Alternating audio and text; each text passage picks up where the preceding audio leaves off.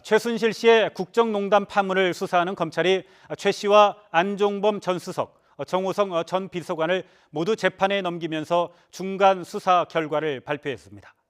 검찰은 박근혜 대통령이 이들과 상당 부분 범행에 공무관계가 있는 것으로 판단했습니다.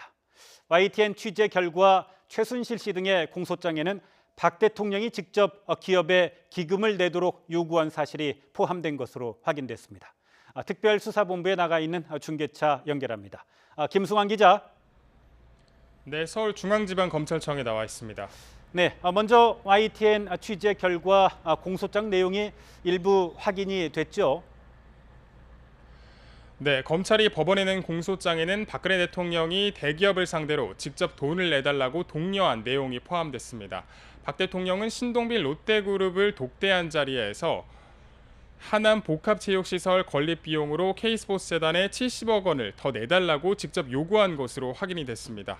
이 밖에도 최순실 씨의 지인 회사나 본인이 사실상 운영하는 광고회사가 현대자동차 일감을 따낼 수 있도록 정몽구 회장에게 얘기했을 뿐 아니라 KT 측에 최순실 씨가 추천한 이동수 전무를 채용하도록 해달라고 청탁까지 한 사실이 드러났습니다. 네, 김승환 기자. 검찰이 박 대통령을 피의자로 정식 입건한 이유가 확인이 된 셈인데요. 그러면 앞으로 대통령 수사 어떻게 진행이 될까요? 네, 말씀하셨듯이 그동안 검찰은 박 대통령을 참고인으로 밝혔고 오늘 처음으로 피해자로 못 박았습니다. 그러면서 12월 초로 예상되는 특검이 출범되기 전까지 관련 수사를 계속 이어가겠다는 입장을 밝혔는데요. 오늘 검찰이 발표한 내용을 보면 그동안 가장 큰 관심사였던 박 대통령과 최순실 씨 등에 대한 제3자 뇌물 혐의는 적용되지 않았습니다. 현재까지 수사 결과로는 뇌물이라기보다는 윗선에 의한 강압에 의한 것으로 판단한 겁니다. 하지만 앞으로 해당 기업들을 상대로 보강 수사를 이어가고 관련자 진술을 토대로 제3자 뇌물수수 혐의를 적용할 수 있는지 등에 대해서도 추가 수사가 이어질 것으로 보입니다. 이와 함께 검찰은 박 대통령의 대면 조사가 반드시 필요하다고 강조해온 만큼 조만간 박 대통령의 변호인 측과 일정 조율에 나설 방침입니다.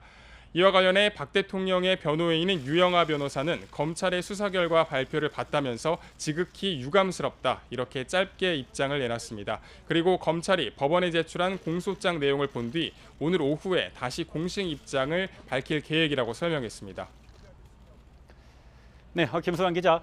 오늘 재판에 넘겨진 최순실 씨와 안종범 전 수석 그리고 정호성 전 비서관의 구체적인 혐의는 어떻게 되는 겁니까?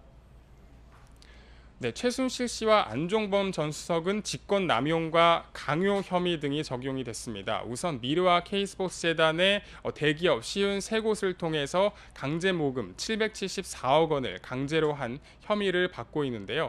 또 지난해 롯데그룹의 추가 기부를 요구해 70억 원을 받았다가 돌려주는 등 재단 출연금과 별도의 추가 기부를 강요한 혐의도 받고 있습니다. 또 현대차그룹을 상대로 최순실 씨의 지인이 운영하는 업체나 최순실 씨 본인이 사실상 소유한 광고업체에 일감을 주도록 강요한 혐의 등도 받고 있습니다. 이와 함께 정호성 전 비서관은 지난 2013년 1월부터 지난 4월까지 장차관급 인선 관련 검토 자료 등 공무상 비밀 자료 47건을 포함해 180건의 문건을 최순실 씨에게 유출한 혐의를 받고 있습니다. 지금까지 서울중앙지검에서 YTN 김승환입니다.